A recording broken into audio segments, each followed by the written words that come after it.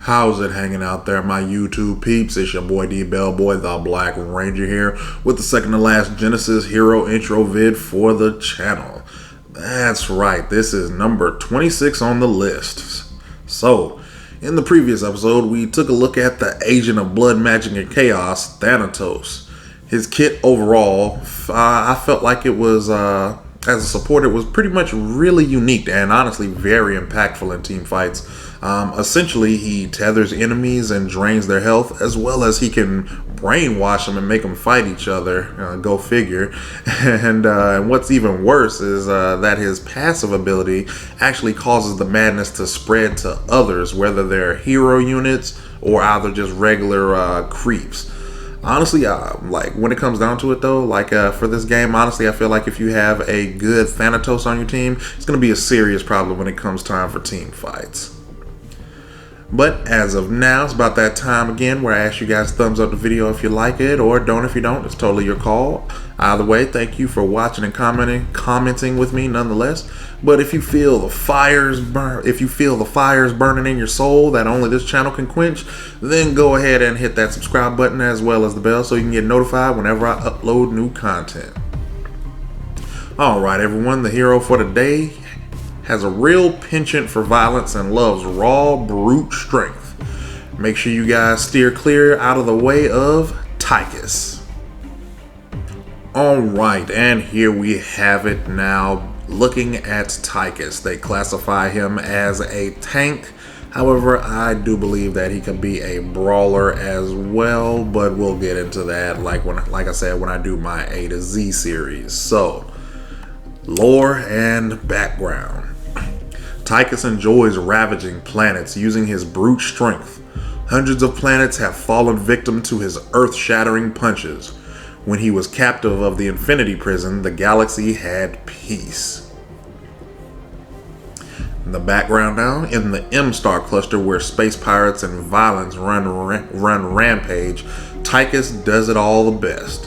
When he hires crew members, he picks the convicts that are serving sentences in maximum security facilities, such as prisons on total loss and the one in the Bermuda Triangle. He would incite an inmate's riot and break out his new recruits in the chaos. They went through the planets like locusts, earning the name Ravagers, until he was captured and incarcerated by the Targasus Alliance. Did the universe know peace? But Tycus was soon released by the Alliance to help the war effort. In return, Tycus would have his sentence reduced. It was a deal he gladly accepted.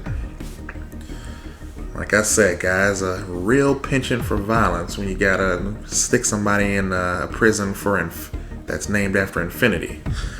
But that's all well and good, though. Nice little backstory. But again, you know we don't care about that, right? You want to know what we do care about, though, Tycus?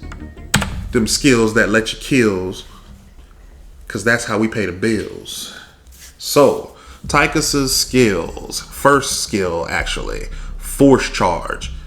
Tycus charges forward, damaging and pushing back units in his path. Enemies that collide with terrain are stunned.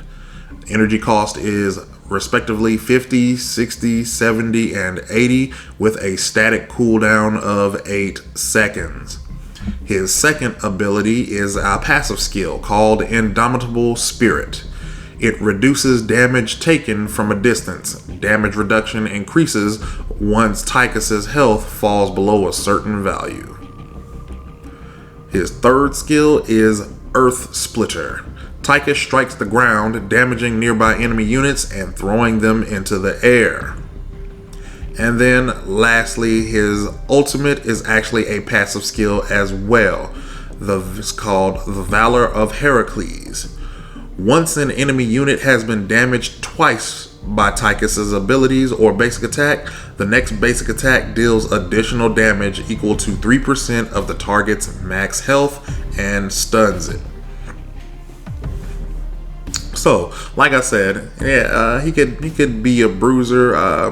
For it says he's a tank. I'm pretty sure like being tanky all just will for him will probably more than likely depend on what items you take for him, because literally force charge is your get in get out kind of tool.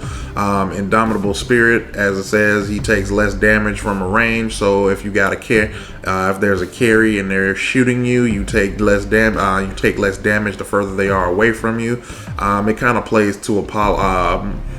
I want to say I think he's well, not so much a hard counter, but he is a one of the counters to Apollo for because of that passive skill, with it being reduces the damage taken from a distance there.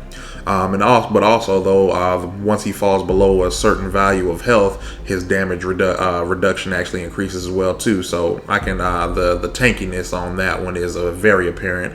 Earth Splitter is also a decent move. Go ahead and hit that ground, knock people up into the air. Make sure they're mobilize them for the team. Whoever is going to end up using an ability after that, go ahead and then allow for that.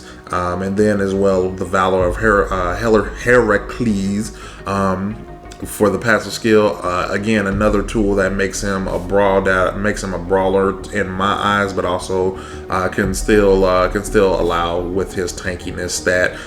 Literally, you activate your attacks, basic attacks, and it doesn't say that it has to be two. It has to be like two abilities back to back or two basic attacks back to back. It just literally states that. That once that if they've been damaged twice by abilities or basic attacks, so a basic attack and then into ability and then punch again, go ahead and deals that additional damage for 3% or whatever that max health is, and then it stuns them too. So like I said, really, like, he can be tanky. It's probably going to be dependent on items, but his skill set more says frontline brawler to me.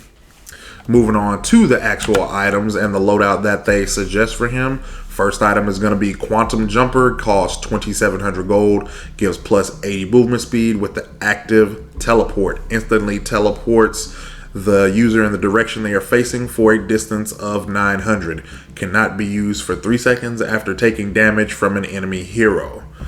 Second item is going to be Atomic Booster. It costs 5,100 gold, gives plus 40 attack damage, plus 300 health, plus 300 energy, plus 3 health regen, plus 3 health energy regen, and plus 17% cooldown reduction.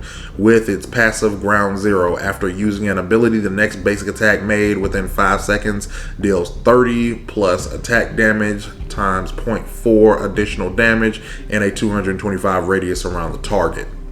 Third item will be Promethean Shield. It costs 5,150 gold, gives plus 30 attack damage, plus 50 armor with its passive Incinerate, deals 60 energy damage per second to enemies within a 500 radius of the wearer.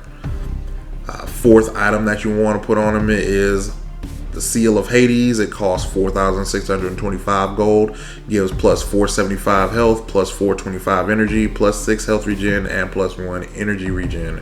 And the passive on it is Rejuvenation. Every time an ability is used by the wearer, grants additional health regen equal to 0.5% of the max health per second for 6 seconds, and it can be stacked up to 5 times. The fifth item will be Cryo Armor. It costs 5,200 gold. It gives plus 25 attack damage, plus 750 health, plus 500 energy with the passive Flash Freeze. Attacks reduce target attack speed by 35% and movement speed by 30%. Effect lasts for 2 seconds. And then the last item will be Crimson Storm. It costs 5,600 gold, gives plus 70 energy damage, plus 350 health, plus 250 energy, and the passive Auto Freeze. Abilities reduce target's movement speed by 30% for 2 seconds. So yeah, again, like I said, it's more so going to be based on his abilities items that were going to make him a little bit more tanky, as well as honestly, like I said, the build that they're giving him with this is actually making him more of the brawler than anything, because There's only one item on this list that actually gives him armor, which is the Promethean shield. Everything else is just health and energy on there. But yeah, quantum jumper, self-explanatory. Atomic booster on there is so his helps out with his the cooldowns on his abilities. With them already being low, you can go ahead and pop them, so that way you can make use of the ground zero passive itself to when you basic attack to go ahead and get that extra damage. Again, that'll you pop with his passive, you pop an ability, you do a basic an ability, you do a basic attack. They take damage from the ground zero. You punch him again, his ulti procs, and then they take that extra 3% damage for whatever their max health is. So nice little damage synergy there. Obviously, the Promethean shield, it's gonna be constant damage as long as he's around you. You're gonna be taking that extra energy damage along with his skills. Nothing really, too unique about that. It's just a way for you to give constant damage while you're around him, other than your skills. Seal of Hades. So like I said, he's again stating, because he's a bruiser, it's going to go ahead and allow him to heal while he's actually popping his abilities. Cryo armor, self-explanatory on that. It's going to lower their attack speed, like we always say. Less attack speed means less deeps. If I'm attacking faster than you, I've got more deeps, which just means I'm going to kill you faster. And then Crimson Storm is just even more so to compound on the cryo armor, because since he is a brawler character, you don't want them running away. You want them to move as slow as possible, or just not move at all, so that you can beat them in the face with your fists. So all in all, really is like Tycus is really item dependent. Like he can be super tanky even with his skills, but like I said, with this one they just made him a little bit more brawler. And lastly, we're looking at his skill order. So starting off, you're going to want to take Force Charge. Like I said, that's your main get in, your main get out tool. You're going to go ahead and take that at level 1. You're going to go ahead and level it up as well too, evenly throughout the early game. You're going to take it at level 4, 5, and 7. Again, nothing much else to say about that one. You should, like I said, dash in, dash out, as well as if enemies get if you can manage to get an enemy into a wall, it's good. It's a free stun as well too. Indomitable Spirit, like always, you got to take that at level 3. That's pretty much going to allow you early game armor from those ranged attacks, be it mobs or be it enemy heroes. You're going to want to go ahead and up that during the mid game though, because honestly by mid game your carry should be starting to somewhat come online, and your caster should be somewhat on your caster should be online by mid game. So level 8, 9, and 10, take that Indomitable Spirit, save you the trouble from them ranged attacks. Earth Splitter, that's going to be your second ability that you take, level 2. Honestly, it's good enough as it is, knocking somebody up in the air. You really don't need anything else for that, because like I said, you're going to be basic attacking for the most part, and slightly doing a little bit more tanking early game until you get the rest of your skills online, at which point late game you're going to take the last 3 levels at 12, 13, 14, so you can get that extra damage out of it. And then his ultimate, like always, you're going to take those respectively at level 6, level 11, and level 16. So like I said, overall his kit not bad. They say he's a pure tank, but I feel more fighter / tank in him than anything. Again, his kit is all item based and item dependent, because if honestly, you could probably go like a crit build with him if you wanted to, and it would probably still work. I don't know how tanky you would be, because I don't know his base numbers for stats or anything like that, but you could probably totally go with a crit build as well, and I feel like his kit would still synergize with a build like that. So all in all, tank, bruiser, build him however you want to, he'll still get the job done for you.